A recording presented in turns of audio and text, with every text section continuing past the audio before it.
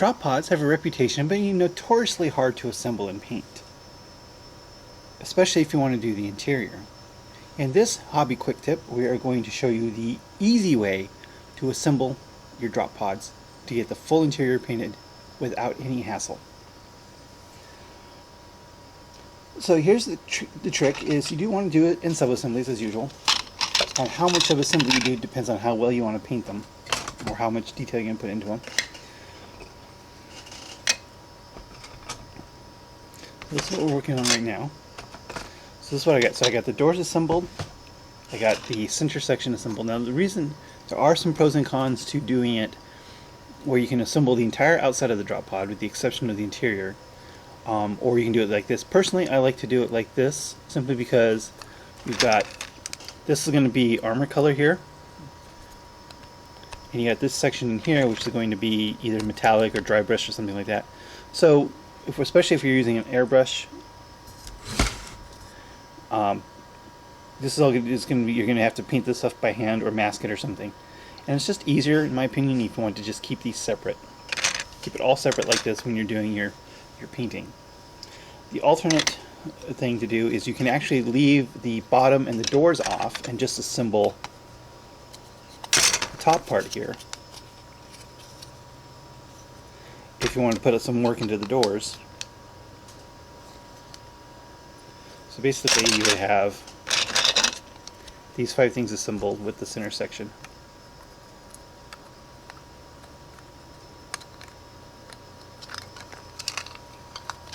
Only they stay in.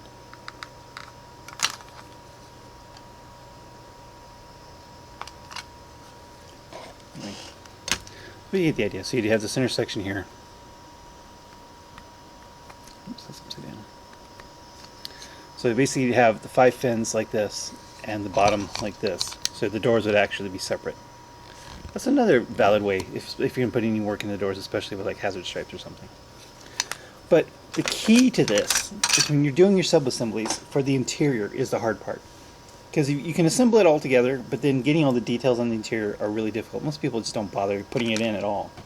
So let me show you the trick to doing the drop pod interior that will make it absolutely trivial, no matter which way you do it. So I would definitely, no matter what, at least assemble the drop pod without the interior. And when you're building the interior, most people will build the center section, the 5 pieces on the top, together, and that is not how you do it. So when you're doing your sub-assemblies for the interior, this is how you want to do it. You want to put the harness assemblies together with their matching center console part, like this. So there's a couple of things you need to make sure when you're doing this. When you're cleaning up the mold lines, you want to be absolutely certain that you get these right here cleaned out very well, and right down here, so that you got a nice clean fit like that, and make it much easier when it comes time to do the final assembly. Lastly, this tab on the bottom, you do want to trim that down just a little bit, like about half. It will make it a lot easier. Just take your clippers here. Oops. Trim these tabs down.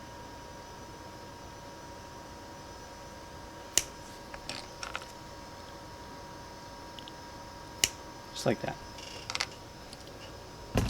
So, and then when everything's all painted, you can put the assembly of the drop pod together. So something like this. So we got here is a drop pod that's fully painted, but has no interior. Of course, and we'll have the console tops piece separately. And then it just becomes a very easy matter to stick these in here. So just pick one.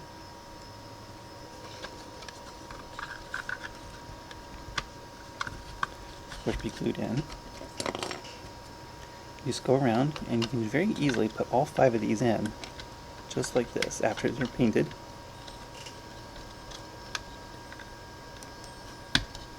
That's why you want to clip the top tab off the bottom. It makes it a lot easier to do this.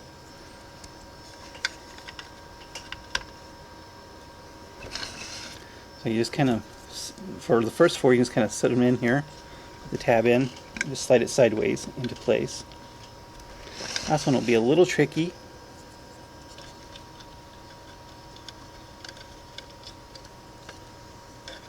but not impossible.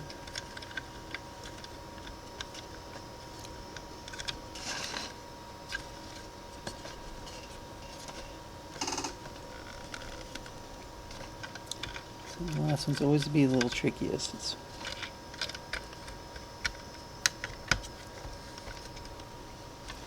There you go, just like that. You take the top piece here.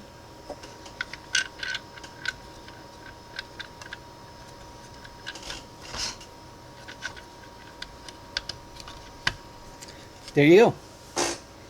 That is your interior assembled after painting.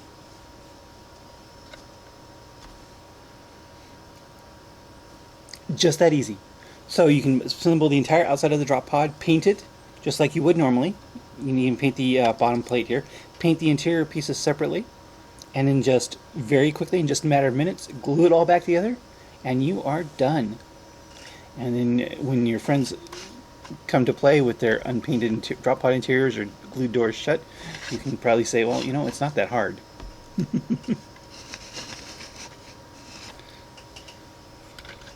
So the main reason why this usually is so hard to do is because of this fit at the bottom here. So you've got this tab right here, goes underneath the center section. So if you try and put the center section in, I'll put all 5 pieces together and stick that in the middle. It's virtually impossible to get this piece to sit underneath here and get this in place. But if you put the center section piece on the harness part first, then as you saw, it is literally a trivial project to get the interior into your drop pod.